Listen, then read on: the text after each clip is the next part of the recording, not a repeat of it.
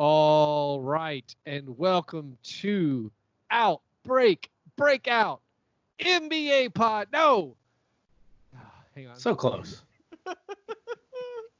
Almost. All right, and welcome to Outbreak Breakout Pandemic Podcast. My name is Keith, here once again with my buddies through the miracle of computer phone, Chuck. Hey, now. And John. John, you realize no one can hear you if you say nothing. I don't know if that was... Yeah, you should give a salutation. I'm spent. You used to say aloha. You used to say aloha or hello and mahalo, everybody. Mahalo. It's become a weird blank spot. Actually, last episode I actually edited out how long the silence was. Right. Because it was like the first. I don't normally edit them, but last week I had to do some surgery on the show, and also at the very beginning, it's like, oh, I'm gonna take out that weird 11-second pause. Bring in the cringe factor. Yeah. Yeah, John's leaning into it. I'm afraid leaning into cringe in the opening seconds is very good. for embracing new listeners. Embracing the new quiet times. Yeah. Yeah. How are you guys? Contemplative. How are you guys doing with the quiet time that is now our lives in the time of COVID-19? Life is a roller coaster.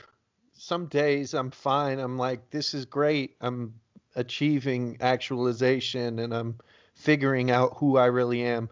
And other days I eat a whole box of Honey Nut Cheerios. Oh yeah. Nothing wrong with that. So, I mean, but it isn't for fun. It's because I have this gnawing hole in the inside of me that the pausing of momentum in time has created. No pauses. Yeah, they're awkward. No pauses. The pause in the momentum of time. Time is always moving forward from the perspective of humans, but as it stands now, someone hit the pause button, and that's where my existential dread comes from. Can I use pregnant pauses? I don't know. I got yelled at for talking about pregnancy on a show a couple weeks ago. That's a good point. Can I use portentous pauses? Yes, you're one of those portentous. Oh yeah. Can I use pig-like body shape? Porta-John pauses. Yeah, so the way our lives have been paused, the way the sports have all been paused, it is a bit unsettling today with the kids. We celebrated 48 days of being together. You're messing up by counting, bro. No, man. I've already been over this. I'm going to celebrate them as they come. We had some presents lined up for day 50. Went ahead and opened them on day 48. Wow. Got a new puzzle for the 2-year-old. The day goes out. Yeah, got a new Lego set for the son, the 5-year-old. I've been also thinking, I think we've talked about this before, how much like I'm really interested in Legos now. Oh yeah. Part of me, while I'm stuck at home, I'm just like, what is the reason I'm not just buying every Lego set that kind of lights my fancy?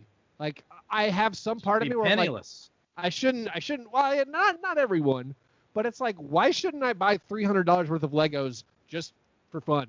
Like, I still have pirate ship Legos. I don't think they're actively releasing new pirates, but that was a thing when I was a kid. No, yeah, I loved the castle when it was like right. The knights and the castles and all that. Now it seems like it's mainly Harry Potter. If you want to get involved with some form of castle-looking thing, there's not any. I can speak personally. The reason why I wouldn't be buying all the Legos is because I'm worrying about getting evicted, and I have no money. So that would be the reason why I didn't do it. Yeah. Well, I got this extra Donald Trump money that I don't even need, and I'm hold like, that. Man, let me hold that $1,200. Yeah, it was. You know how much it was? $3,400 because it was per adult, $1,200 per adult, and $500 per kid. And I mean, I know our lawmakers, in their infinite wisdom, are understanding the best way to use this. But, like, we didn't need $3,400. So no. I'm thinking, you know who needs it? Me. Lego. Yeah. I'm thinking Lego needs my holdup is, like, am I going to spoil my child if I buy him? That side is a not applicable. Achievement already unlocked. Right. I really don't think like we don't do a ton with him, and it's like I feel like my main hesitation for buying things is always like when I was a kid, I didn't have any toys, and I remember going to the kids' houses who had toys, and for some reason I didn't think my kid would have toys, but now it's like Kids got toys. The kids got toys. You're speaking as if you've seen any of my child's toys, which I know for a fact you've never seen. Strewn all over your basement every time I go there. That fact. What down in the baby dungeon do you think is the nicest toy? Is that just a small percentage of the toys? Yeah. Well, I mean, like there are some toys down here. I think most of them. The biggest one is like a plastic kitchen set that was given to us. Yeah. That's the hand-me-down that we have to find some way to get rid of. I would love to get rid of it. John, welcome to have it. I think someone I know is going to have a kid soon. I'm taking any and all offers. I'm right now trying to get mostly kids NBA wear. So I'm thinking Muggsy Bogues jerseys, anything that an actual hand-me-down game-worn jersey that the child can actually wear. I bought Isaiah Thomas, the second one, just for all you Last Dance peoples who are coming at the wrong Isaiah Thomas guy on Twitter. The second one. I bought my son an All Heart Grit Grind shirt, and he didn't want to wear it because he says I don't like basketball things. Ooh. So I was like, it's just a bear. It's deeper. That goes a lot deeper. Yeah, goes a lot deeper. Have you That's like, Daddy, I don't like it when you drink. So I don't know. I've overheard some conversations Mommy's had with her girlfriend on the phone about basketball. Right. That's right. Did you guys have breakfast? Don't tweet. I had 3 bowls of Honey Nut Cheerios. Beautiful. That'll do it. Pour them all. Tell me you poured them all at once and let them get consequentially more soggy. It was like different soggy stages. No, I kept going back. I was like, this isn't enough. This doesn't fill the hole in my spirit. You finished the milk? Oh, of course. Each time? And I put like squirts of actual honey in my Honey Nut Cheerios. Wow. Keith, eat your heart out. Yeah. That's pretty good. I've actually never put honey on a cereal. It's great. Wow. It's wonderful. It's yeah. I've never done cereal wet before, really, because I'm not a milk person. Yeah. Not Such a milk strange. But I've had a lot of dry cereal. No. And there is a cereal it's like a Cheerio, but then it's filled in the center with some kind of sweet granola type stuff, like Honey Bunches of Oats or Honey O's. I think it's called O's. Honey O's. Oh yeah, O's. O's are amazing. O's are like one of the best. And then also Cap'n Crunch and Peanut Butter Crunch are great, although your mouth will literally just Fangoria will spew from your mouth. That's why you put liquid on them, John. Yeah, but you can't drink milk. What do? I can't do water. You can use dry O's as a weapon. Why can't dry O's are one of the sharpest cereals out there in my memory. Well, there wasn't a lot of cereal eating going on as a youth. Is it dairy that you have a problem with? Yes. So there's almond milk, oat milk. That wasn't around when I was a kid, though. Okay. And I don't eat cereal anymore. Well, now you can find a new way to live as an adult, and you cannot have terrible diarrhea because of your lactose intolerance, and enjoy a Captain Crunch that won't make your mouth hole bleed. Oh, Captain Crunch is no longer allowed in this household. We'll sneak you a box, buddy. I found a woman who is as strict about my dietary breakfast eats as my parents were. But I used to love going into like other kids' houses and being like, your parents let you eat candy for breakfast. This is insane. Give me that box of marshmallows and let me eat some of it now. So that's also part of the thing with raising our kids now, where like I am addicted to candy and I have like a legitimate sugar problem. Mm-hmm. Is it because I didn't have it as a kid? Like Maybe. we never had any sugary cereals as a kid. Although we did I think dessert was a thing, but I don't know, like where we were excited about it, and I think we ate more desserts after dinners than maybe other people might have. Like my wife didn't grow up eating a lot of desserts after like dinner. I will never forget walking into the food court at my college and having a card that let me go to all of these places: Burger King, Pizza Hut, not once a day, not twice a day, not thrice a day, as many times as I wanted to go. After years of being forbidden And then 80 pounds later, my sophomore year began. Pretty good. I got I had a freshman 50. Was your freshman year at Florida State? Yeah. Well, I got halfway through. Okay. Well, what are we talking about? So my freshman year at Florida State, we bought one of the cheapest meal plans, and the cheapest meal plan was something like $30 a day or $20 a day. And that's 6 meals. Yeah. Well, in my mind, I was like, I don't need that much money, and my parents don't need to spend as much money. So I told my parents, like, hey, just cancel the meal plan. We don't need to spend $20 a day on food. Yeah. I lost 12 pounds my freshman year.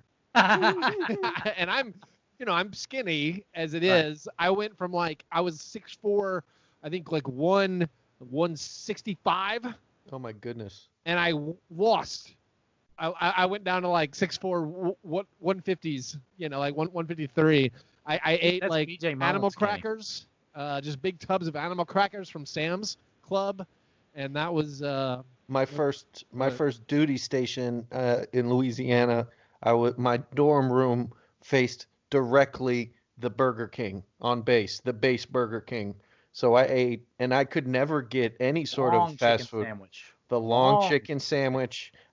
No one had taught me that if you drink calories, you'll get fat. So I was drinking a ton of Coke Whole, Coke Diesel. Oh yeah. And 2-3 times a day at least eating Burger King. And I went into the military and gained 25 pounds. They had to put me on a regimen. So you're slugging weights, doing the road work in the morning, doing that boot camp-ish, and gaining 25 pounds? Still, because I was eating talk about what you were eating real quick.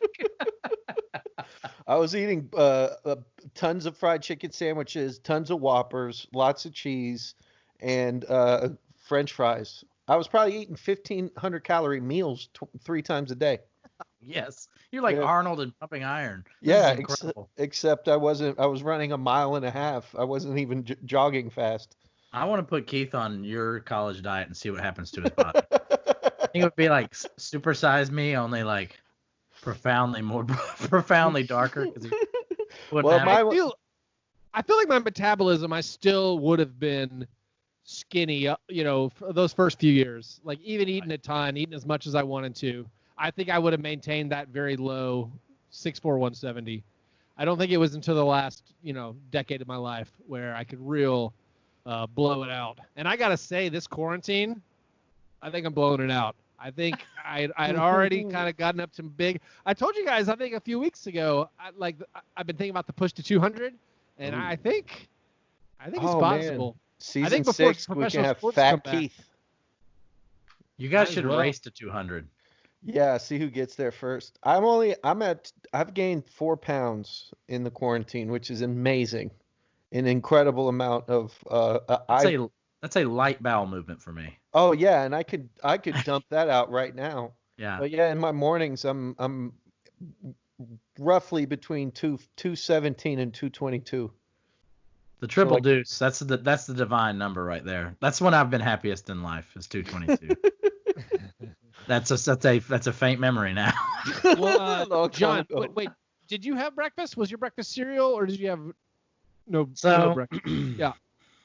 Been letting you guys down. Didn't have so much as a breakfast as a breakfast drink. Oh God. So we put the frozen fruit. Chuck, we put the I don't even know what it was. It was some kind of grit. We put some sort of grit in there. Chia. It's probably That's chia. it. Nailed it. Chia. We put some bananas that looked questionable. Some banana bread level. Some banana bread. That's what I was told. Some banana bread level bananas. And then there was a consistency issue, so I added the aforementioned almond milk. Just a splash. Drank that as a meal. Felt like my grandmother and her weird drinkable breakfast back in the day when she probably just was also on speed. But you know what? I didn't get hungry, so I guess I get it, Grandma. I guess I get it. We've been 5 years of John having some sort of morning dietary routine, and he's been the same way since we started. And it's really lets me know that genetics matter. Oh, that's my dad calls me the code breaker. Dad is often just look me in that and be like, "You are the only fat person." Strain. The helix. You are the fat one. And then we'll like see like people in the family. I'll see like a fat person. I'm like, Dad, what about them? I'm like, oh, that person doesn't count. Don't believe that's a blood relative. But he's I'm the code breaker. I accept you as you are, John. You don't need to do anything for me to love you. I'm not worried about it. That's why I've got you festooned on my walls here. You can't see. John has me on it. We're doing this on Skype, and we may put this on the internet in video form. But if not, John has made me laugh with a version of me on Charles Barkley's head dunking on Vlade Divac. So it's a really good Photoshop. Amazing. The demeanor, your visage in the photo of the head that has been plopped on top of Charles Barkley's body. Something about power listener Bruce. Bruce. Something about the eyes, the seriousness, and the way it actually is perfectly aligned with his body. It's and it looks into the viewer. The art is escaping the medium, and it goes into your own spirit. It's beautiful. Bruce is the official esthetician of our Thursday night Twitch series, NBA The Inside. There are many such Chuck montages going on, but I like this one just because, I mean, dunking over the big smoke. Come on. That symbolizes you defeating your addictions, Chuck. Yeah. Dunking over Vlade Divac's coursing veins. Incredible. Well, my breakfast was an on-brand, very sweet. It was a chocolate muffin with chocolate chips, like a pre-made mix. I think maybe a Martha White, I believe, is what they are. So you're making muffins at home? Yeah, I mean, dumping the pre-made mix into a bowl and adding milk and throwing it in the oven. It's become a morning routine with the children. Like, my wife is someone who needs food right when she wakes up, and I don't. So she's been working at home, and so she like makes something, and we basically got in a routine now where we just make this packet of muffins basically every morning. The kids help. It's a thing. It's how we're surviving. We've done it 49 straight days. Only who knows how many left? Infinite. I'm celebrating 75 though. That's you can't take that from me. You can have the celebration. I feel like the world. I'll celebrate your celebration. I'm starting to know people who are contracting it, and now I feel like we need at least 49 more. Well, so we're shutting down. I know in Tennessee specifically, Nashville, we're still shutting down so we can leave our hospital beds open while the rest of the state opens. Right. So like that, and that is like literally explicitly the plan. That's not my left wing propaganda. That is explicitly the plan. Is Nashville stays shut down. We'll open up all the other counties and just hopefully there'll be enough ventilators available for everyone else if they need them. But so far, I guess knock on wood. Good job, Tennessee. Anyway, those were our breakfasts. Power of prayer. That's right. That's right. Those were our breakfasts. After our breakfast, we move to our breakfast in bed apologies. This is our chance to make right what we might have gotten wrong on any previous episode. It is often the first time we talk about the NBA, which this show used to be about. Does anyone have anything that they need to apologize for? Draymond Green. Yes, go on. On NBA The Inside, I took you to task for coming at old Chuck behind me here. But if I had known he was going to come after the entire Inside the NBA crew, I would have just let the man run with it. I'm just going to sit back and enjoy it because now he's come for Shaq and is claiming that he and Steph would have eaten Shaq alive with the pick and roll. I can't wait for him to come for Kenny. And then last but not least, I'm ready for Draymond Green, Ernie Johnson shade. Like explicit heat. Like bring up the chemotherapy. Ernie's got weaknesses.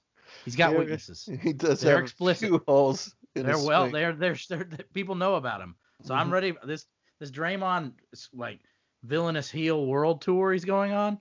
I've changed my positions on it. I'm all for it. Draymond, keep doing this. I apologize for even attempting to get in your way. Draymond Green, very good player, extremely good player. Right. A man with a particular set of skills. that were Indeed. perfectly displayed on the Warriors. My question when I think about Draymond Green, do you guys think that he is maybe like the most perfectly placed player ever? I feel like if he'd ended up in maybe 27 other NBA situations, right, he would not be that awesome. Well, he would not be celebrated in such a manner. He's like if Boris Diaw was his own hype man. Well, okay. I think he's better than Boris Diaw, but that's, no, I think there have been better placed players historically, but he's on the short list.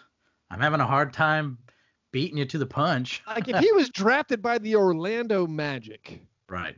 I mean, like him and Vucevic maybe would have gotten some really cool stuff going on. Like I don't think he ever makes. We would love him if he was on a crappy we team. would love him if he was not a world champion. I think that is true. We would not have anything terrible to say about him at all. We would have deified him. Him being on that team is a perfect storm. It's a wonderful event. But I can say that there are other players that I think could be thought of as that kind of like, well, if he was on another team, it wouldn't have worked out. Dennis Rodman, I mean, he was always great, but that's exactly what I'm thinking about. I was trying not to, but I think you're not very to last wrong. dance it. Yeah. No. But I feel like Rodman's like to me, Rodman is like maybe the all-time best defensive player ever, and a truly transcendent player who every team he was on, or at least 3 teams, he really strongly impacted. Draymond, I don't know. That's just really tough. I feel like Draymond kind of was so integral to what the Dubs were doing for so long, but I feel like his peak was rather brief, and I feel like he is in no way approaching his own estimation of his beliefs. I don't know. Keith may have convinced me. Well, so I'm of the belief. I disagree strongly with Chuck on Rodman. I feel like no matter where Rodman ended up, they would have figured out immediately this guy can guard everyone. And oh my God, he averages 13 rebounds a game. I think that would have translated to any team, and we saw it. We saw it, even when like the Spurs hated him, he was getting 20 rebounds per game. Yeah. Draymond's the one. I did like what you said though, Chuck. That like if he was on the Bobcats or the Hornets or something on this podcast, we would be like, who's incredible? He can't shoot at all, but Draymond Green is so cool. We would name a segment after him. Yeah, like he's on the most popular team, so we kind of give him this like treatment. But if he wasn't, we would love his style. We would love the way he plays and some of the dirtier things. What would things Draymond's numbers be though on a bad team? Because they would be weird. It would be. I feel like there's like a Primoz Brezic year on the Bobcats where he had like 13.7 rebounds. I think he would put up Anthony Mason numbers. Yeah. I think he would do like a 15, 8, and 6 or something. I feel like he would get like 17, but shooting like 29%. I'm thinking like horrendous. And there'd be the assists would go down. Julius Randle-esque. Oh, I don't think he could ever put him. I think it would be closer to like maybe like a soft Karolinko. Yeah. Like a 15 and 8, a 14 and 7, but with like the 2 blocks and like the 1.5 steals. If AK-47, if he had been around when if we had been podcasting during his peak, from the windows to the walls. Oh man, no, there's no question. I would have wrote one of my all-time favorite players. I would have love letters to his wife. Speaking of Andre Karolinko, that brings me to my apology. On last week's Game of Scones, I made a huge error.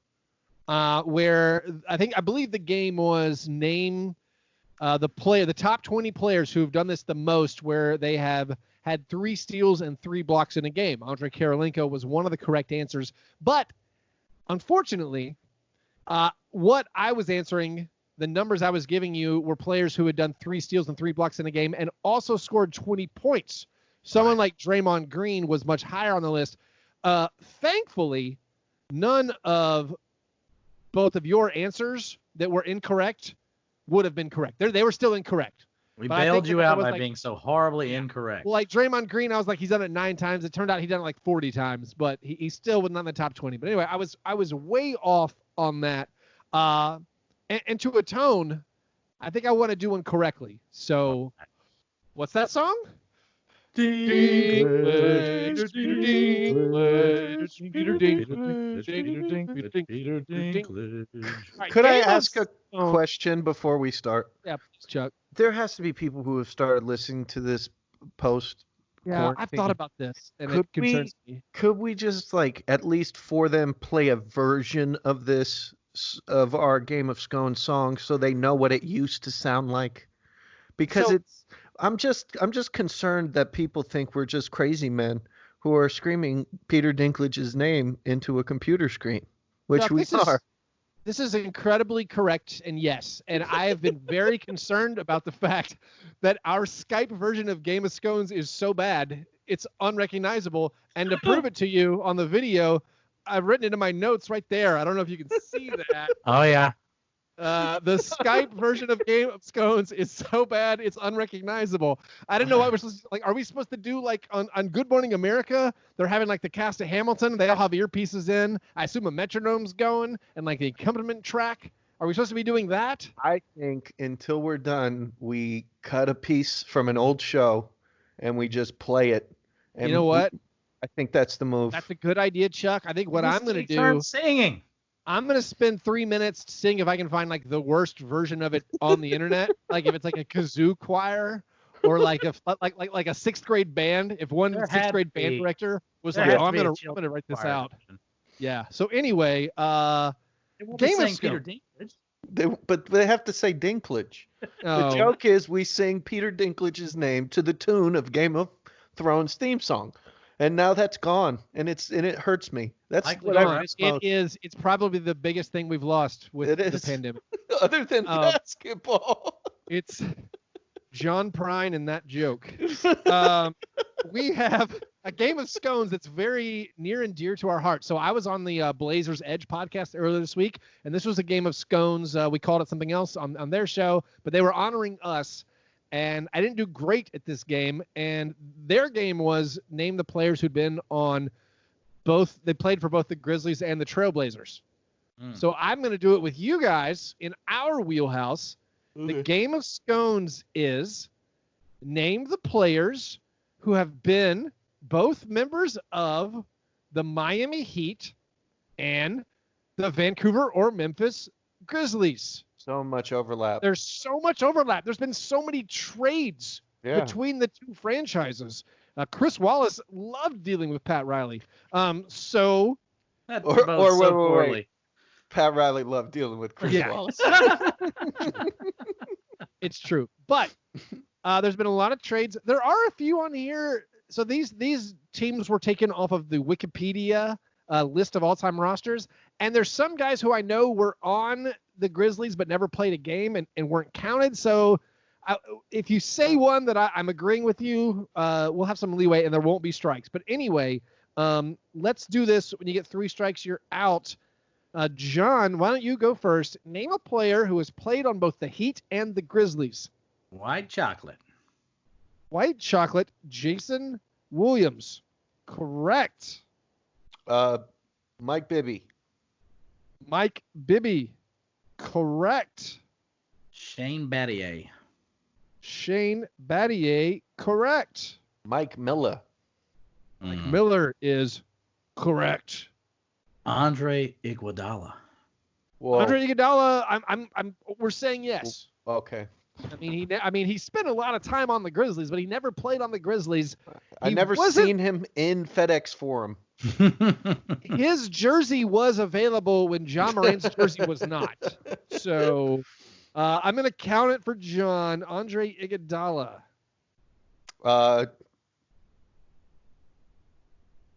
Jay Crowder. I was about to say that's the oop.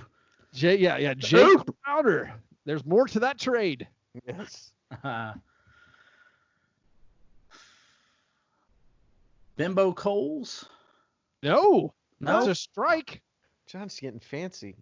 I thought you would just get the third member of the Grizzlies who was part of the Iguodala trade. Justice Winslow. There you go. That's another one. I meant the 3 people going to Miami, but still do what you need. Justice Winslow. Also, if Iguodala is correct, Justice Winslow is correct. Yeah. Reportedly he's healthy. He tweets a lot, by the way. I'll get it All back. right. I'll get it back into the weird world we're constructing. James Johnson. James Johnson, Bloodsport, yes. Solomon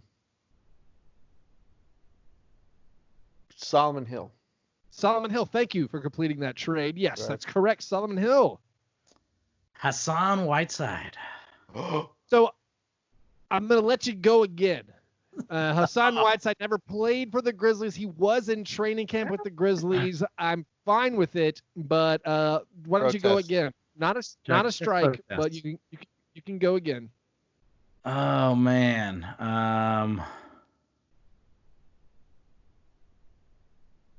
Struggling here. James Posey? James Posey, yes. Of course. Mario Chalmers. Chalmers. Yes. Correct. There are still a few biggish ones. You guys have taken all the easy pickings. I'm proud of you. Right. Jose Calderon? No. Birdman. Oh, the Birdman Anderson. Yes. Chuck fly. Mm-hmm. I feel like you got John on the ropes now. John after picking his first strike of the game. Reeling. Almost said Tim Hardaway. Reeling. Did our boy Stromile Swift ever make his way down to Miami? You know, it feels like he would have. But no, that's another strike. Damn.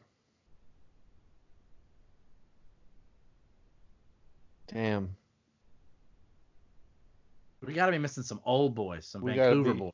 Yeah. There's several Vancouver boys, but also some guys who played playoff games, I think, on both teams. Dion Waiters doesn't count, right? Dion Waiters doesn't count, but I will let you keep going. Oh.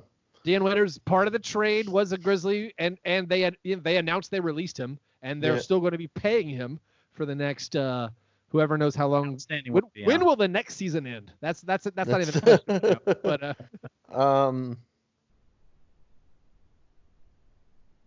Jamal Mashburn? I don't know. That's a fine guess. No, it's a strike for Chuck. John, can you keep it going? No. I'm going to go with. I'm going to give you here. I was going to give you a hard hint. Okay. There are two players on here at least that I know of that were Florida State players that played for both. Neither one of these players had big or long NBA careers, but there are two Florida State players at least. Because there could be more. Charlie Ward. No, that's a good guess. Chuck, do you know? You don't care about Florida State, so I don't know if you. Give me another hint if you got one. Well, we will declare you the winner. I'm a winner. Let's see. One guy, my 95-year-old Mimi, thinks come on. Was it Jarnell Stokes? It sure is. Jarnell Stokes. The Florida State guys were Tony Douglas. A guy who I thought was really good and never understood why his NBA career ended, Alexander Johnson, who's like a deep cut Grizzlies player. I don't know who that is. The other ones, I'll read them all real quickly. Ed Pinckney? Ike Austin. Oh, Ike. Rodney Buford. Keon Dooling. Kevin Edwards.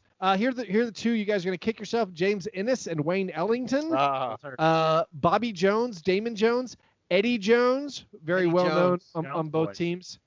Grant Long, Sam Mack, Eric Murdoch, Wes Person, Dexter Pittman, Otis Thorpe, Bano Udrih, and the God, Briante Weber. For the record, when I said Jose Calderon, I meant Bano Udrih.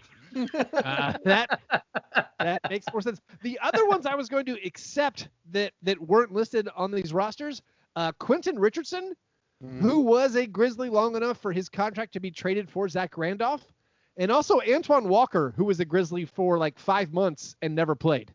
What was the Blazers Grizzlies game like? Bimbo and Ed, and it had to be less, right? No. So the big ones were like Zach Randolph, Damon Stoudemire, Bonzi Wells. But then, like the ones I forgot, like I felt bad about Ed Davis. I forgot there were tons of them as it turned out. Look, Darius Miles and Wes Person. The last thing you want when you go on another person's podcast is to be assaulted by a game of scones. It's true. That's why we should do it to every guest we ever have. That should be the new part of your rest in peace, your old guest shows. Just nail it with an Impossible Keith, basketballreference.com, Sporkle quiz of the day. No hints, nothing. We'll bring back the guest shows as soon as my son's old enough to babysit the other one. That's lit. We have so that was a corrected game of scones. Anyway, in our breakfast and bed apologies, Chuck, did you have anything you needed to amend before we carry on? No, I'm always right. There you have it. Well done. So those were our breakfast in bed apologies. Before we move to the rest of the show, we have a few now listener submitted questions. The croissant questionnaire. Michael asks, is there any scenario for determining the NBA champ at the end of this season where you would just rather have no champion at all? I would say yes.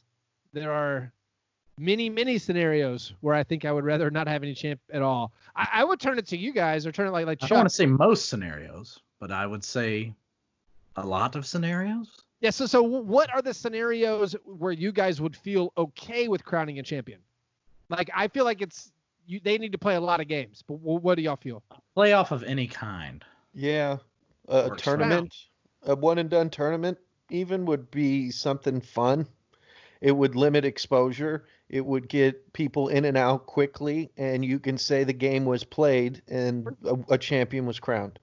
You know, I think so you'd feel okay with that. I would. So I'm in a weird thing where, like, as much as I'm thirsty for basketball, I would not feel like historically comfortable with having a single elimination tournament and being like, that's the NBA champion. I feel like that would be. It would be heavily asterisked. I think I could be talked into a top 4. Really? I think that would be the most insane. I think that would be the wildest for me. I think having everyone who was in playoff contention play in a tournament, a one-and-done tournament, I think it would add a new layer to the game. And yeah, there will be asterisks, but people forget the asterisk. The asterisks, the 2012 the 2012 season with that was lockout shortened with the Heat. That was asterisks. And I think. So I don't know. I would disagree with you. I think much like Chuck on the inside on the NBA the inside, you said like we're gonna remember Draymond longer than Charles Barkley, and I almost like kicked over my television with how strange that take was. Don't try to live in Chuck's head. Yeah, no, I think champions live longer than TV celebrities. And Charles Barkley's not this is like a weird Game of Scones mythology or something. I don't know. I mean, a Game of Thrones, actual Game of Thrones religion or something. I think winners get remembered. If Charles Barkley wasn't on TV, we wouldn't be talking about him. But he is. I know, but I'm saying but even that, anyway. He won't be forever. The banners will still be there. I think the pandemic year will be remembered as long as everyone is alive. Like if it's like a one and done. I'm in a situation where this just goes back to Chuck's obsession with rings and things. I have a similar obsession, but Chuck just thinks all you got to do is hang a banner and that's all that counts. Typical Miami Heat BS. Yeah, well, I won't stand for it. I have a team that has won multiple championships, so I understand why you guys don't think that's important. But my franchise knows how to win, and will be remembered as such. So I think the Heat should be remembered as Mickey Arison, maybe being patient zero and running the cruise lines, knowing the disease was on the cruise ships. Yeah, you can keep your yacht club. Charles Barkley will live forever, Chuck. So I think my limit is like best of 5. Like you need a best of 5 with at least 8 teams. Yeah. I'm more optimistic that I still think they're gonna play. Like again, with what we know and us not being doctors, it just seems like eventually they're going to get in a room and play, and I don't think it's going to be that big of a risk to the grand world or anything. So I think they're going to do something. But as far as answering the question, like, I would rather have no champion if it was just a single elimination tournament. I'm fine with them having a single elimination tournament for television, but not crowning go ahead and call that the Kobe Bryant Cup, or call it the Mamba Cup, or whatever you want. But not being the Larry O'Brien, this is the 2020 NBA champion. Yeah, I would really hate like an best team in the East versus best team in the West 2-team thing, but I'm willing to get weird here. Yeah. Like I would love to watch some more basketball. I would love for this season not to be completely invalidated. I don't think we're in a just let's go home mode and let's write this whole season off. I think that's unfair to a lot of people and a lot of fans. But let's move on to the next question. Feeling Minnesota asks, if Scott Pippen had spent his career Michael Jordanless and in a number one option role, which modern star would he most be like, and what would the ceiling on his individual accolades have been? I think, and perhaps this is over the top, I think Kawhi Leonard is a similar player to Scottie Pippen. Yeah. Yeah. I think it's hard to argue that Kawhi Leonard hasn't already, in a strange way, been more successful, because when he was the number one option, he did indeed win titles. And Pippen, when he was the number one option, couldn't get out of the second round. But that was pretty late in Pippen's career, relatively. And I also think, just the situations are just very different. But I think that's the type of player Scottie Pippen was. And that's the player that I'm most reminded of. And I feel like Scottie Pippen in today's NBA would be much more honored than he was then. I think the stuff that his game does would show up a lot more. Yeah, he was that, prototypical, they mentioned it in The Last Dance, the point forward, the guy that could run the offense at 6'9". And I think his, it's hard to compare eras, but I think him without Jordan, he'd be in Clyde Drexler's world. Obviously he's a different player with different skill sets, but I think that level of accolade, that level of accomplishment, he would have been Clyde. Well, we need to spell out that the year after Michael Jordan retired the first time, Pippen was third in the MVP vote. Right. And he was third, and I was looking at this only today. Only Hakeem and Robinson. Yeah. I'm no basketball historian, but I feel comfortable saying I don't think he's as good as Kawhi. But when you look at him finishing third in the MVP vote, and those Hakeem and David Robinson years are monstrous years. Yeah. They're just massive years from those guys. So he was on a team that won 55 games. And he's on the wrong side. He's on the wrong side of 30 winning 55 games. And so it's I feel like Pete Best. No, that's the missing Beatle. But Pete somebody's playing shooting guard next to him. This is not ideal for Pippen. This isn't the prime of his career when we're seeing him. I don't think there's a ceiling on him. I think he's like a better. If I had to compare him to a modern day player, I feel like he's a better Pascal Siakam. He's a better. He's almost like a Paul George type guy, where I feel like he would be in all NBA discussions. And I think that does that raises the ceiling, I think, on as far as he wasn't riding Jordan's coattails to awards. No. He's almost, I think, somewhat maybe forgotten a little bit, I think or underrated. Yeah. There's a giant. If you look at he's Bill Simmons, I think 24th greatest player ever. Yeah, I was looking at the book of basketball. So he's the top. He's in even more main. Guy. He was in the 50 greatest players of ever named. Right. So I think you can get pretty high with him. Also, speaking even more abstractly, unbelievable athleticism coupled with an unbelievable intelligence for playing basketball. Yeah. And Dude. So that, which kind of gets him above guys like Paul George. I think he's I think he's actually similar in a lot of ways to Giannis Antetokounmpo. Not I think Giannis is probably better, but I don't think it's I don't know. Giannis is a different physical specimen. Yeah, Scottie Pippen did dunk over dudes like Patrick Ewing. He could do things that were Giannis-esque. I'm trying to name a guy who's an elite defender, a Defensive Player of the Year candidate, a la Antetokounmpo, who also would be. I don't think he could probably carry the full offensive load like Giannis does, but he could still. He's a guy who could average whatever it was, 23, 7, and 5, or 23, 7, great 6 passer. I think it's easy. It's easier to sell Pippen short than to reach his full measure as a player. Yeah, so I think he could have been in another universe. He could have been a Finals MVP. Andre Iguodala is a Finals MVP. Word. Sorry. Rescinded. Anyway, what's the next question? Bruce asks, if the Bulls ran it back and didn't dismantle everything, but lost in the finals or before, would this have tarnished MJ's legacy? So I'm of the mindset that Jerry Krause did Jordan's legacy a favor. Sure. Right? Because Jordan had to leave. We never saw Jordan decline in talent. He left on top, and then he shows back up in Washington, 40 years old, and anything he does is going to be amazing because no one at that point in time was playing basketball like that at his position at 40 years old. So he comes back to the Robert Parrish. Well, at his Kevin position. Willis. I'm talking about it. Arvydas Sabonis. Yeah, you're talking about big men. I'm talking about guards. No guards played into their 40s. Right. So Jordan shows back up after being out of the game, and he's averaging 20 points a game. And we go, wow, look, he still got it at 40. But if we watched him get to 20 from where he was in his final season when he was scoring 29 a game in Chicago, we would have probably said, look at him getting old, look at him deteriorating, he's crotchety. So him leaving Chicago because of Jerry Krause was probably the best thing for his legacy. I see what you're saying, how we but remember him.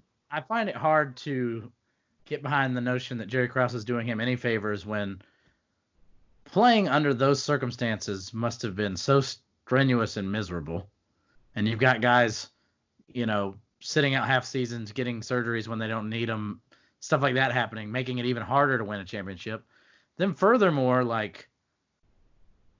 I can't even get into the battle of the two Jerrys. Like, the Jerry Krause thing is overblown to me, and I don't understand where Jerry Reinsdorf's role is in all this. But to answer the question, if Michael Jordan's Wizards performances don't tarnish the legacy, I don't know if peacefully not being the greatest of all time on the same team would tarnish your legacy. I think watching an all-time great decline in talent does something to the mythical status of Jordan. So I think if he stayed in the Bulls run it back and the Bulls don't win for whatever reason, like if Pippen is much worse, like he was the following season, if Rodman is out of there. So if it's Jordan running it back, if it's Jordan and Pippen running it back and they don't win, I'm closer to agreeing with Chuck, where I do think it tarnishes the legacy somewhat. I still think he's the greatest of all time, but so many of weird bar arguments and internet arguments go to he's perfect 6-0, sure. In his Six prime. Finals MVPs. They don't count the year that he came back and lost to the Magic when he came back from baseball. And so if there was an actual one where he did lose, I think that would slightly open the door, crack the door. I think you guys are right. But especially considering Jordan would have missed the next year because Jordan cut his tendons open with a cigar cutter in the right afterwards on the victory cigar. So maybe it worked out great, all things considered. Anyway, so those were our croissant questionnaires, our listener submitted questions. If you want to get your own question answered on air, you have to become a Patreon supporter. You do that by going to patreon.com/Fastbreak Breakfast. You can also join the Slack chat where we talk about everything around the clock. You can get access to the bonus episode, the Millennial Brunch $500 croissant, which we will be recording right after this one. That's an extra full squad episode in your podcast player. So if you want to support the show, get your questions answered, you do that at patreon.com/Fastbreak Breakfast. All right. Steak and Eggs Best Thing, the GOAT Steak and Eggs, only for the Last Dance Michael Jordan documentary. What was your favorite thing from episodes 3 and 4? John, what was the best for you? Michael Jordan absolutely road dogging and prototypical D'Angelo Russelling Scotty Burrell? Scotty Burrell, yeah. Burrell. That was just seeing that level of almost hateful camaraderie really warmed the cockles of this dark heart. So I read it as someone who maybe is brash with people in a way that I find amusing. I thought Jordan had a twinkle in his eye, and that actually made Jordan seem more likable to me. Because I felt like Scotty, I think Burrell thought it was funny. Burrell obviously approved this coming out. In the documentary, but Jordan was ragging him, but it just seemed like, I don't know, it seemed like there was a lot of love between the guys. And when Scott Burrell calls him M, I'd never heard that. I thought that was really cool. I was like, I'm with you. I thought it was the most fun, congenial. I love it. It was hilarious. Yeah. Yeah. It was super most of the Michael commentary and comedy that we've been exposed to me has been sort of, Luddite. Not funny, kind of bullyish. And this was more jocular. Was he bullying him? Maybe he was. But this was more two friends having a good time as opposed to just, an edge to it. And it was just also just all of the scenes on the plane and on buses, all the cam footage, which I am going to go ahead and presume was all shot by Bill Winnington. All of that footage was incredible to me. And, I feel like the doc is really heating up, and I enjoyed these episodes more than the first two. So I'm getting into the escalation. Yeah. Chuck, what was your favorite part? I think it was good for Jordan to basically have an intervention calling Scott Burrell an alcoholic. I'm all for, people taking care of their friends like that. My favorite part was, I guess it isn't my favorite part because it wasn't really mentioned, but it was left out of the documentary of obviously Dennis Rodman being an all-time favorite player of mine, and him having broke his penis multiple times with multiple women, not getting mentioned at all. Chuck, I think that's your least favorite part.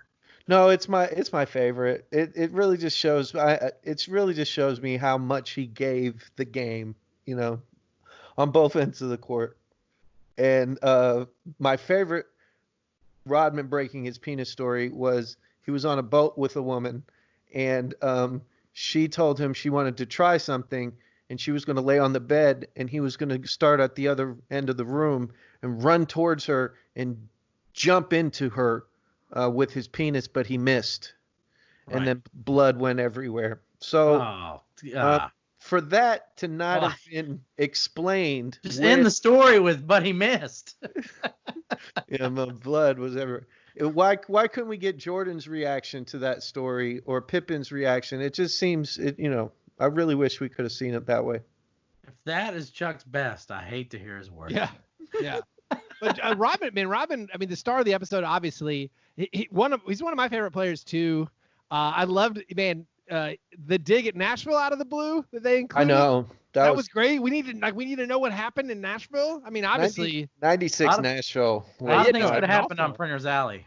A lot of things could have happened. Yeah. There's a lot of roads that go through Nashville, a lot of truck stops. This was a much navigated trade and lot lizard route. I think Dennis knows it well and has bad memories. Yeah, I have no resentment. I just want to know more. I want to get answers. Know specifically where he went, what happened, who he was with. Sometimes you can have too much fun. I think there was a lot that was missed in the documentary too, because they mentioned Rodman's story and how he left Detroit, and basically saying that he he was despondent, but they never went into why. And doing a deep dive on Reddit, I found out he was despondent because his wife, Anna Banks, I believe her name was getting stooped by Vinny the Microwave Johnson. Oh. So that's why he wanted to popcorn mode. That's why he was very upset at that and had to be traded right away. So that was a little detail I wish they would have went into. That was something I knew. What a rebound though with Carmen Electra. Oh yeah, he did okay. And also Madonna. And Madonna, and there's pictures of him with Tony Braxton. I mean, Dennis Rodman. There's really no. I hope Vinny and Mrs. Rodman are happy because Dennis went on to such great heights. Yeah, and there's really no comparable NBA player right now to what Dennis Rodman did in the 90s. Baron Davis would like a word with you concerning Laura Dern, sir. I don't talk about my love life much, but I would say in the bedroom I'm a bit of a microwave. Heat up quick. Yeah. 1.5 minutes for a 3-ounce bag. That sounds about right. Hit that 1 minute button. Bam. I also love So Rodman is one of my favorite players of all time. Like literally, like when I was a kid, he was. I remember this is gonna keep come lately here. No, like I had a Pistons wallet as a 9-year-old, and like I had drawn on my favorite players. I remember I had Spider Sally written down the side, and I had the worm drawn real bit. Like loved Dennis Rodman. And I was talking with some friends. Well, we were just going over some of our all-time favorite players, and I know some of you guys' favorite players, but I'm curious, like as I watch Rodman, who again just adored, but back before I had decided that maybe charges were bad. I remember as a kid watching him take charges on people. I mean, like that's incredible. Oh, yeah. The way he stood up to Larry Bird and stood up to Michael Jordan, that made me just endeared him to me. And I wasn't that good at offense, but I felt like I was maybe a pretty good defensive player as a kid. So like I loved Dennis Rodman for that. So I always hated Rodman, but it had mostly to do for playing with the Pistons. And then I couldn't shake that kick the cameraman in the balls thing. Well, that was a little later. That was Spurs, right? Right. That was after he was off TV, and I'm only reading his rebound totals in the paper because I never see him again. But like the Rodman on the Pistons was like my favorite. So who are you guys' favorite 5 guys who are not in the league currently? Like former players who are your all-time 5 favorite players. So I couldn't make just one list. So do you want me to give you one of the lists first, and then we'll let Chuck go? Sure, we can have some subs. All right. But I'll do my top 5 favorite players to watch of all time. Greatness edition. 5th, young Shaq. I hated Shaq on the Lakers, but I loved Shaq on the Magic. Yeah. Can't take that away from me. 4, Steph Curry. 3, Charles Barkley. 2, Magic Johnson. 1, Larry Bird. Very stock list, I know. I'll come back to you with some more fun later on. You have a superstar list. Yes. None of my players. I think there's a combined. There's not many All-Star games on my team besides Dennis Rodman. Like Chuck, you want to do who are your 5? So I'm gonna 5 favorite players. I'm going to start with Tony Lavelli. Tony Lavelli played for the Boston Celtics and was an accomplished accordion player, and had in his contract with the Celtics a clause that allowed him to play accordion at halftime. He was trained at Juilliard and actually left the Celtics to play for the Knicks so that he could finish his school, his fine art school, with his accordion, because he was an artist before. Chuck, yes. When did you find out about Tony Lavelli? Years ago. I'm asking you. Yeah. What do you mean? Years ago when I found out? Yeah. Can you narrow it down? Were you 5? Were you 12? No, were you 20? Were you 30? I was 30. Yeah, it was a few years back. Yeah. Okay. I just read it in an article and thought it was amazing, and that's one of the greatest stories that we don't really get to hear about in the NBA. If he knew about the accordion playing Boston Celtic before the age of Wikipedia and Reddit, then that's a studious young buck. No, yeah. That's what I'm trying to figure out. Wikipedia. Have you seen him play a game? I've watched 0 minutes of his NBA career. I do know he played decent. I looked at his stats, but I forgot them. Next up, I have Clyde Frazier, right? Oh, okay. He was just an icon in New York City, 2-time champion. Stylish. Style. Man, had style in New York in the time when. Great commentator. And great on TV, had the first, shoe, was the first guy to have his own shoe, which ended up becoming, a whole thing in the league. I think Dr. Martin might want a word with you, FYI. Yeah, he dressed like Dolomite, it was great. Next up, Daryl Dawkins. Okay. That was a guy I saw in highlight reels as a kid. And the tapes that you would get, best dunks, NBA best dunks and stuff. And he was Chocolate Thunder from the planet Lovetron, Interplanetary Funksmanship. Yeah, he had P-Funk songs named after him, so he was pretty cool. He was kind of just cool. I'm just going through eras of people that I would have liked to hang out with. And also, incredibly on brand, you having never seen any of these players play basketball games. Yes, it fits my whole thing incredible. I care about stories, more about the actual game. And then, obviously, Dennis Rodman and I probably would have to go Rex Chapman because I would have. That's a great pick. If you're going for basketball, I don't know if there's anything else. No, it's just he also like stole things, which I think is really cool. I was about to say, do you guys have criminal history? Yeah. Did you But now also he's steal iPhones? He's got a pretty good. Yeah. Now he's on the internet and he's killing it on the internet. So like it shows that there's a way to get your life. Man, Rex If Chapman. you rob a Walgreens, is that a blocker charge? So my favorite 5. I think this is my all-time favorite 5 of retired guys. Tony Allen. I mean, like, I guess maybe non-Grizzlies I should do, but Tony Allen's on there. Wes Person, weirdly, was like my favorite player from the Auburn connection. I love Cliff Robinson, Sean Marion, and Dennis Rodman. That's like my starting 5. I think of my favorite all-time players. I'm still haunted by Sean Marion's shooting form. Yeah, and I feel like if I had to do a superstar one, like Jason Kidd, I was crazy for Jason Kidd. But I have like a 5 favorite players to cheer for. So who's your next tier, John, of your non-superstar level? 5 favorite players to cheer for, and I omitted all Grizzlies. Yeah, that makes sense. Because it's just the holy trinity of Mark, Zebo, and Tony Allen it's another level for me. Yeah. So number 5 would be Arvydas Sabonis. Okay. Number 4 would be Yao Ming. You like a girthy man. Keep going. The Yao Ming Shaq battle is still one of my favorite moments as a fan. Number 3 would be Jason Williams, White Chocolate. He's up there. Number 2 would be Sean Kemp. And number 1, no doubt, can't take it away from him. Can't take this away from anybody. Big Balls Dance himself, Sam Cassell. Nice. when he was playing, he was like my favorite guy to just root for as hard as you could, especially when you would hear his voice. Because you ever heard Sam Cassell's voice? Yeah. It doesn't sound like you think it's going to sound. It's like this raspy, deep nightmare voice. Speaking of voices, we got to get Scottie Pippen his own YouTube channel where he just hums. Yeah. Just like a low just rumble. I want to be sung hymns by his older brother. Oh man, that's incredible. And I got one more top 5 list. Oh yeah, okay.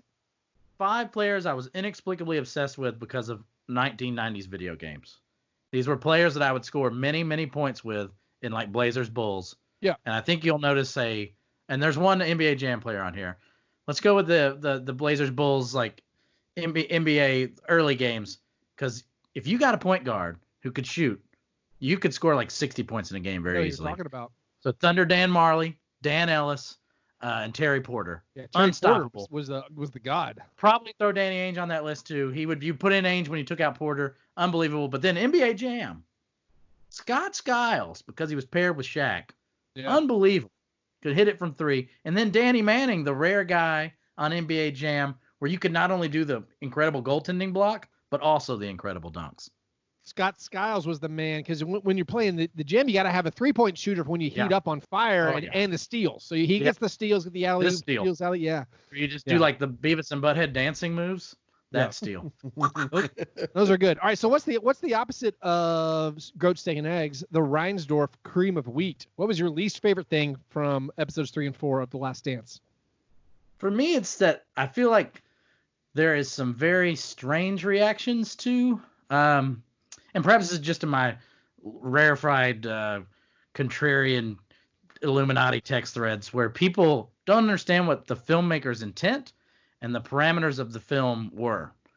This is an ESPN production that is actually codified and approved by Michael Jordan and probably Jerry Reinsdorf from the look of it. Yeah. This is not Frost Nixon. This isn't jinxed. We're not going to catch Michael Jordan in an interview and figure out he's the worst guy ever. It's not going to happen. We should be happy that Jordan saw the Iverson documentary. And to me, it appears that Jordan would like to be humanized a little more than he is, and would like for people to see perhaps his feet of clay and that he's a human being. And he's okay with them seeing the flaws because they're going to be in there. Although I'm sure there was stuff that maybe they couldn't put in there that he didn't allow. But you have to realize, like, this is a glorified, really long 30 for 30. This is a 300 for 300. This is not a reassessment of the man's career. It's okay if you don't enjoy the documentary, but if you don't enjoy the documentary because you wish it was something completely different that it could never be. I mean, I hate to quote DJ Khaled, but you played yourself and you played yourself badly. You just turn it off and don't watch if that's like, because I'm on some of these text threads with my friends and they're just like, it's just not a very good film and it's a hagiography. It's even more myth making. It's really not. The myth is there. It's the biggest. It's $1 billion brand. It can't get any larger. It's, to me, maybe this is a big budget Hollywood movie version of a sports documentary. This is Spielberg making, it's still Spielberg. Now, it's not Jaws. It's not just fun and games. What's that virtual reality one? Oh, God. Ready Player One. Ready Player. I could not It's like Schindler's List. It's like Schindler's List, where it's still like it's a movie that everyone's going to love, but people are going to have feet of clay, and there's going to be some pathos, and there's going to be some artistry to it. But it's still a Steven Spielberg production. Yeah. I think it's good. I'm sympathetic to how they are painting it with like the giant narrative brush where they say things like, oh, Michael Jordan worked out and then he got bulked up and then beat the bad boys. And it's like, well, there's a lot more to it. And it's weird. Like it's like Isaiah Thomas versus Jordan, and they don't mention the other guys who were involved. And so, but I'm stunned Isaiah Thomas was allowed to be in the movie. But and also like the number of people who were like, oh yeah, like Michael Jordan badly believes that shaking hands is an essential part of being a competitor. Like I don't believe that for a second. I'm trying to enjoy it all. I feel like the first one, maybe I thought it would be a little more behind the scenes, and then I'm like, oh, they're just broadly telling us the story, which is fine, and I'm enjoying it. But basically, it's the Jordan story. It's not even the Jordan rules. I'm surprised Sam Smith is in it, but it's the Jordan story with a bunch of footage we've never had access to. Yeah, that's basically all it is. And the fact that it's on Disney-owned ESPN should have clued you into it. It's just. I guess I probably text and tweet with a lot of really white guys. Well, my worst thing's not actually a worst thing. It's the second best thing. I loved the was it called the Sniff Brothers? The guy who looked like a mixture of Christopher Walken and Hubie Brown. Yeah. That guy. Oh my God. I hope he comes back because he was delightful. There's always amazing guys working in arenas. I wanted to know everything about him. There was a guy with a crazy, like, mullet, blonde, curly mullet. That's who I'm talking about. Is that what you're talking about? Oh, my God. I didn't know what his name was. Kristen Wiig dressed up as Christopher Walken. That's it. It's dead on. I love it. Chuck, what's your worst thing? I think my worst thing is... Mind you, this is worse than Dennis Rodman's exploding penis that wasn't in the film. No, I don't want to talk Last Dance. Do I have to? No, you have permission. You have permission. Do I have permission to talk something else? Okay, what about Aaron Gordon? Y'all hear this Aaron Gordon thing? I heard part of it. I heard what was in a tweet. So Aaron Gordon wrote a diss track towards Dwayne Wade. 9 out of 10. 9 out of 10 regarding his what he got in the last dunk contest. And we should play a clip. Do we have it? I'll cue it up. Is there any part you need to hear? I mean, it's like 2 minutes long, but I don't know if we should play the whole thing. All right. Go ahead and imagine listen to the podcast and you'll get it. Yeah. I've heard it, but I haven't heard it. I would never listen to the whole thing, I'm afraid, but that's just me.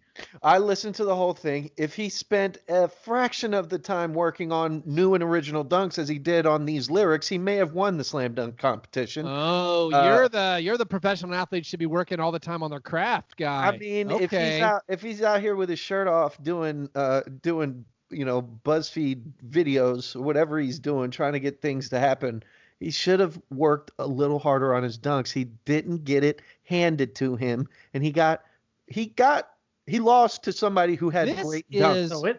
Chuck defending the Dwayne Wade to Derek Jones fiasco is much like Jerry Reinsdorf just pissing on Jerry Krause's grave and allowing this sanitized pro-Jordan, pro-Reinsdorf narrative. I told him he shouldn't have signed that contract, Scotty. Don't do it. Don't sign this very beneficial to me contract. I mean, Aaron Gordon in the song says he dunked over the tallest guy in the building. He really didn't. He grazed his taint, Taco Fall's head. He catapulted off of Taco Fall. Well, then I think he should get credit where credit's due. He teabagged the biggest person in the building. Well, he should have called his shot. He should have said, balls on forehead, nothing but net. So you're going to sit here and tell me that it's okay for us to have to listen to Dwayne Wade's rappy tracks, and I can't enjoy this 9 out of 10 dunk beef? First of all, Dwayne Wade had his raps written by Rick Ross. It's obvious. It's for sure 100% what Aaron Gordon wrote these horrible rhymes. Gordon wrote these, and the video is really funny though. It's so emo. It's like a Drake. But it's like amazing. It's like Drake crying about a girlfriend, but instead of a girlfriend, it's a dunk contest. I didn't make it through the full 2 minutes, and I'm not going to. Oh no, it's trash, and you probably shouldn't. But it's like Marvin's Room, but it should be called Derek Jones Jr.'s Room. All right, well, let's move to the awards segment. He did get that joke, and I love it. Of the program. The International Stackhouse of Pancakes Award. This day in International Stackhouse of Pancakes history, we have a very special one. 27 years ago today, on April 28th, 1993, one of my all-time favorite players, as mentioned earlier, Uncle Cliffy, was 1 for 15 in a loss to the Spurs. 5 points, 2 rebounds, 2 assists, 2 steals, a block, 2 turnovers, and he fouled out. That is a throw your headband into the stands game. Cliff Robinson, 1 for 15, a hideous negative 7.6 game score on Basketball Reference. Cliff Robinson, very special. Also, yesterday, I don't even remember this game, but 16 years ago yesterday, Carmelo Anthony, in an 84-82 loss to the Timberwolves when he was on the Nuggets, 1 for 16 from the field, 2 points, 4 turnovers. Whoa. So, congratulations, you guys. That is this day in International Stackhouse of Pancakes history. Thanks for not making us choose between those two apocalyptic performances. No. Both of them shall be honored. Trash. Danish distractions. What things have you guys been amusing yourselves with? Keith, you ruined my life. You reintroduced Sporkle back into my life. Sporkle's so good. Sporkle, you think the worst thing about Sporkle is you do like 5 or 6 Sporkle quizzes and you're like, okay, what did I waste 20 minutes? No, dude, you wasted 1 hour. You wasted 1 hour doing Sporkle quizzes because it's like 10 minutes each. And it's just a nightmare, and it can turn your morning constitutional into like something rather biblical. You could get hemorrhoids messing around like this. Don't open Sporkle unless you're prepared to spend a solid half hour because you can't get out. It's pretty solid. Chuck, what have you been entertaining yourself with? Oh, what I got coming up, I've been doing these online classes. Last week I did a creative writing course that focused on meditation and summoning occult spirits to help you in your writing process, and it didn't work. So I couldn't write anything. But what I am taking tomorrow is a webinar about the story of Memphis hip hop with Fraser Boy, Al Capone, who are both Memphis legends. Academy Award winning Fraser Boy from the the Hustle and Flow sign. Yeah. It's called Take Me to the River, the Story of Memphis Hip Hop. So I'm taking a webinar tomorrow because I'm trying to grow as a person and have things on my horizon to look forward to. So that's what I'll be doing tomorrow. I've been watching, just all kinds of movies and things. Watching movies with the kids. Like I watched the Toy Story 4. And so I know John hates Pixar movies. I don't know. There's a measure of that and a measure of me just getting older. I now find them just incredibly disturbing. Yeah. They do seem like a Black Mirror episode. Nihilism. It's also just the basic story. It's like a G-rated horror movie where it's like these are sentient beings who crave affection from humans, but they're cursed to never be allowed to speak to them. Or it's just like the whole thing is like, this is upsetting. Like you want to mess up your kids, show them some Pixar movies and The Brave Little Toaster. Yeah. Two steps to just completely F up your kid. I did enjoy. I watched a documentary on Netflix that I recommend. I feel like finding lighthearted entertainment that takes no involvement, that is like actually kind of quirky and fun, is sometimes hard to find. It was called Bathtubs Over Broadway. It's a documentary on Netflix, and it's about these weird musicals written by corporations for corporations for the meetings of their employees, like from the 50s, 60s, and 70s, and 80s, and it's fun. I mean, it's like an 85 minutes where you don't have to think about anything and you smile a few times, and that is what I'm looking for in this pandemic. So that's our show. If you want to support our show and get access to the Patreon-only episode that we have coming out tomorrow or probably on Thursday, you can do that at patreon.com/fastbreakbreakfast. Follow us on Twitter, Fastbreak Break. Follow John, Master John Burr, Chuck, the Mighty Chuck. You guys are the best. Thanks for listening. And remember, breakfast is the most important thing. NBA The Inside, Thursday evening, 9 o'clock.